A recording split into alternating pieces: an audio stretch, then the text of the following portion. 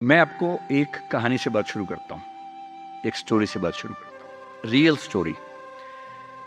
Story से इसलिए कि स्टोरी से बात समझ में ज़्यादा आती है। और एज ए पेरेंट, मेरा एक बेटा है, 17 का होने वाला है। नहीं होने वाला नहीं, हो गया है, 3 दिन पहले हो गया है, अब ये भी हुआ है। तो 17 की उम्र आप जानते हैं सबसे खतरनाक होती है। आप लोग भी लगभग उसके आसपास होंगे या अभी अभी उससे निकले होंगे। Most difficult age is this, 16, 18, 19। इस उम्र में आपके हार्मोन्स इतना ज्यादा जंप करते हैं कि मूड स्विंग्स बहुत ज्यादा होते हैं। आपको अपने दोस्तों से बात करके इतना सुकून मिलता है। पेरेंट्स दुश्मन नजर आते हैं इस उम्र में। पेरेंट्स कोई अच्छी बात भी कहें तो लगता है कि ये क्यों मनहूस लोग हमारे घर में रहते हैं, क्यों ऐसी खराब खराब बात बोलते हैं। They don't understand, they are outdated people, ऐसा मन में भाव आता है। सबको आता है। आपको आ रहा है तो पहली बार नहीं आ रहा है, आज से 30 साल के बाद आपके बच्चों को भी आएगा आपके बारे में। एकदम उतनी ही इंटेंसिटी से आएगा जितना आपको आता है। जितना आपको लगता है कि आपके पेरेंट्स बिल्कुल नहीं समझते, आपके बच्चे आपके बारे में यही सोचेंगे 30 साल बाद। ये एकदम इटर्नल ट्रुथ है जिसको आप रोक नहीं पाएंगे। So this is normal thing. आप लोगों की एज में जो सबसे बड़ी चिंता मुझे होती है, जैसे मैं अपने बेटे से बात करता हूँ, तो मैं तो एक बहुत ही खराब पेरेंट हूँ।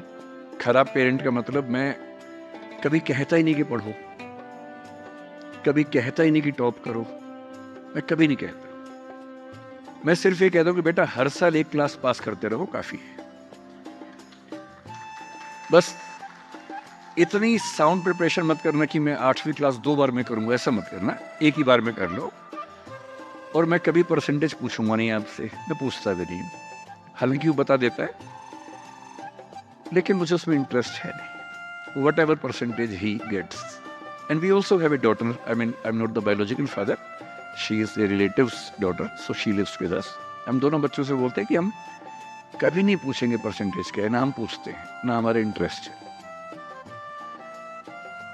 हमारा इंटरेस्ट केवल इस बात में है कि वो बेहतर ह्यूमन बींग्स बन जाए, क्योंकि मैंने जिंदगी को बहुत अच्छे से देखा है। और मैं एक बहुत ही खराब स्टूडेंट रहा हूँ स्कूल में, बहुत बदमाश, शरारती, कम पढ़ने वाला। पर दिमाग इतना था कि 10 दिन 20 दिन पढ़ के अच्छे नंबर आ ही जाते थे। तो मेरा दिमाग कहता था कि जो काम 10 दिन का उसके लिए साल क्यों खराब करूं। जब 10 दिन में हो ही जाता है तो 10 दिन खराब करेंगे उसमें। और दूसरी बात, ओवर द इयर्स मैंने ये सीखी है कि जो मैंने स्कूल में पढ़ा था उसमें से बहुत कम जिंदगी में काम आता है। मैंने ट्रिगोनोमेट्री पढ़ी, मेरी जिंदगी में कभी काम नहीं आई। मैं कभी थीटा बीटा लगा ही नहीं पाता कहीं पर भी, आज तक यूज नहीं किया मैंने थीटा, कहाँ थी यूज करूं, काम में नहीं आया। मैंने दुनिया भर के नक्शे रटे थे स्कूल में, कहीं काम नहीं आए। जब किसी देश में घूमने जाता हूँ, वहां का नक्शा देख लेता हूँ और बचपन वाला याद भी नहीं आता, फिर से देखना पड़ता है। सीधी सी बात है। तो मैंने फील किया कि ज्यादातर चीजें जो स्कूल में हम पढ़ते हैं, कॉलेज में पढ़ते हैं, वो जो नॉलेज है वो जिंदगी में बहुत काम नहीं आती। जब काम आता है वो और चीज है, मैं उस पर ज्यादा बात करूंगा आपसे। लेकिन मेरी चिंता एज ए पेरेंट, और क्योंकि आप बच्चे उसी उम्र में हैं, मैं लगभग 50 साल का हूं, तो आप मेरे लिए लगभग उसी रोल में हैं कि आप मेरे बच्चे जैसे हैं। क्योंकि जो बच्चे होते हैं ना, अपने पेरेंट्स से बड़ी नफरत करते हैं, दूसरों के पेरेंट्स की सुन लेते हैं बात। तो आप मेरी बात सुन लेंगे, अपने घर में नहीं सुनेंगे। जैसे मेरा बेटा मेरी बात नहीं सुनता है, वो शायद यहाँ सीएम साहब की बात सुन लेगा। तो दूसरों की बात सुनना आसान होता है, अपने पेरेंट्स की बात सुनना मुश्किल होता है। तो आप सुन रहे हैं इसलिए मैं सुना रहा हूँ आपको। तो जो कहानी मैं आपको सुनाना चाह रहा हूँ एक रियल कहानी है, और मेरी सबसे बड़ी चिंता अपने बच्चों को लेकर, आपको लेकर वही रहती है। मैं जब भी कोई कहानी सुनाता हूँ, नाम, जगह, वो सब बदल देता हूँ ताकि किसी की प्राइवेसी पर हमला ना हो। सबकी राइट टू प्राइवेसी है ना। एक बच्चा था जिसको मैं जानता हूँ, बचपन से जानता हूँ, बहुत ही जबरदस्त आर्टिस्टिक बच्चा, म्यूजिक का उस्ताद। उसके घर में लगभग सब लोग म्यूजिक के उस्ताद थे, इंस्ट्रूमेंटल म्यूजिक, वोकल म्यूजिक, हर चीज में अच्छा, पढ़ने में भी ठीक, बढ़िया। और जब हम स्कूल में थे, वो मेरी क्लास में तो नहीं था, थोड़ा सा अलग क्लास में था, पर स्कूल में बहुत पॉपुलर था being into music. I was in debating, he was into music. और बाद में उसने हमारा स्कूल छोड़ भी दिया कुछ समय के बाद, फिर वो कहीं और चला गया, फिर हमारा मिलना नहीं हुआ। उस समय ना तो व्हाट्सएप था ना यूट्यूब था, तो बाद में मिलने का स्कोप भी नहीं रहता था। जो एक बार चला गया वो चला ही जाता था उस समय। अब तो बच्चे जिंदगी भर दोस्त रहते हैं। फिर जब मैं दिल्ली यूनिवर्सिटी में आ गया, ग्रेजुएशन कर चुका था, उसके बाद अचानक मुझे एक बचपन का दोस्त मिला जिसने मुझे एक इंटरेस्टिंग क्या डेवास्टेटिंग बात बताई। तो बात चल रही थी कि स्कूल के दोस्त कहाँ कहाँ हैं, क्या कर रहे हैं। तो बातों बातों में उसका जिक्र भी आया। तो मैंने बड़ी उम्मीद से पूछा, मैंने कहा वो तो बॉम्बे चला गया होगा, फिल्म इंडस्ट्री में चला गया होगा। तो मेरे दोस्त ने पूछा कि तुम्हें नहीं पता उसके बारे में? मैंने कहा नहीं। उसने कहा यार वो जेल में है, and he was one of the most creative students of our school. मैंने कहा जेल में क्यों है? बोले सच में नहीं पता। मैंने कहा सच में नहीं पता मुझे। लोग ग्रेजुएशन करने के लिए जब गया तो पता नहीं क्या हुआ, उसकी थोड़ी संगति खराब हो गई। बैड कंपनी जिसको हम बोलते हैं, जो इस उम्र में अच्छी लगती है, वही वाली। कॉलेज लाइफ में थोड़ी बहुत बैड कंपनी सबकी होती ही है, हल्की फुल्की होती है, एक सामान्य बात है। अच्छा, बच्चा बच्चा ना रहे ये भी तो अच्छी बात नहीं है ना। थोड़ा बचपन तो जीना भी चाहिए, थोड़ा शरारतें करनी भी चाहिए। पर किसी किसी का दुर्भाग्य होता है कि ज्यादा हो जाता है। उसके साथ ऐसा हुआ।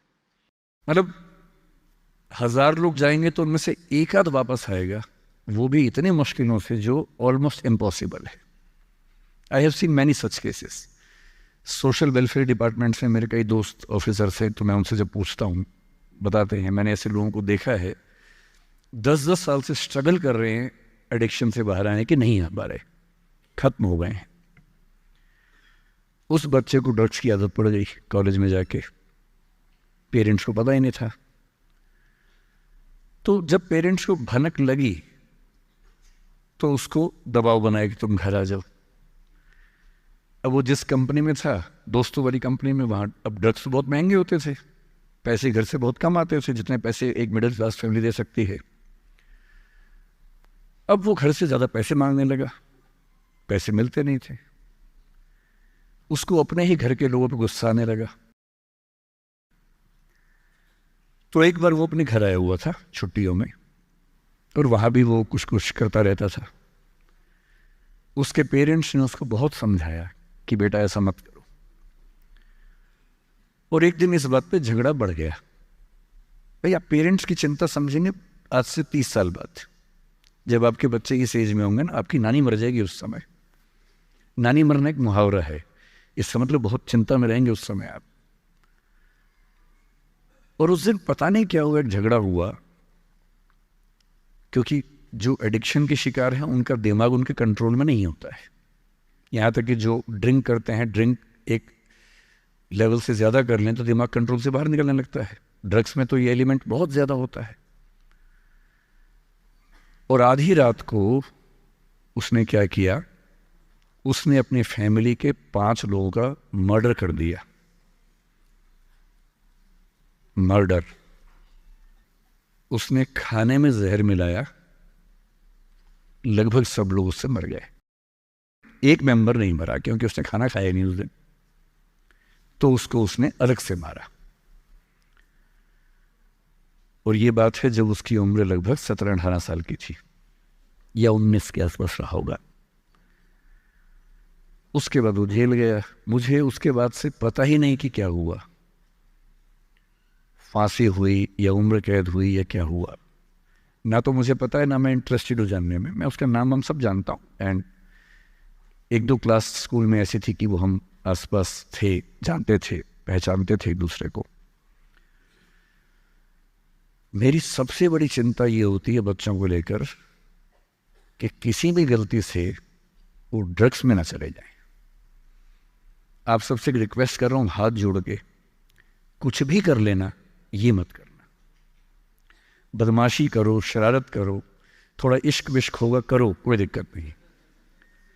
किसी को चीट मत करना, ड्रग्स में मत जाना, क्योंकि इन रास्तों पे जाने के बाद वापसी का रास्ता नहीं है। पूरी जिंदगी खत्म हो जाती है। एक शायर ने कहा है, बस एक कदम गलत उठाता राह शौक में, राह शौक का मतलब शौक के रास्ते पर चल पड़े थे, बस एक कदम गलत उठाता राह शौक में, मंजिल तमाम उम्र मुझे ढूंढती रही। मेरी मंजिल जिंदगी भर मुझे ढूंढती रही, कहाँ चला गया? सिर्फ एक गलती हुई थी और उस एक गलती ने कहीं का नहीं छोड़ा। आपको लग रहा होगा कि ये तो पापा जैसा है, प्रीच कर रहा है हमें, पापा डोंट प्रीच वाला भाव मन में आ रहा होगा आप लोगों के, पर मेरा काम ही है, मैं क्या करूं? मुझे जितनी चिंता अपने बच्चे की उतनी आपकी चिंता है, तो मैं तो बोलूंगा। आप मानेंगे नहीं मानेंगे आपकी मर्जी है, लेकिन ईश्वर ना करे कुछ गलती हुई तो बाद में आप इस बात को याद जरूर करेंगे कि किसी ने समझाया था हाथ जोड़कर, और हम उसके बाद भी नहीं समझे थे। कुछ भी करना, उस रास्ते पर मत जाना।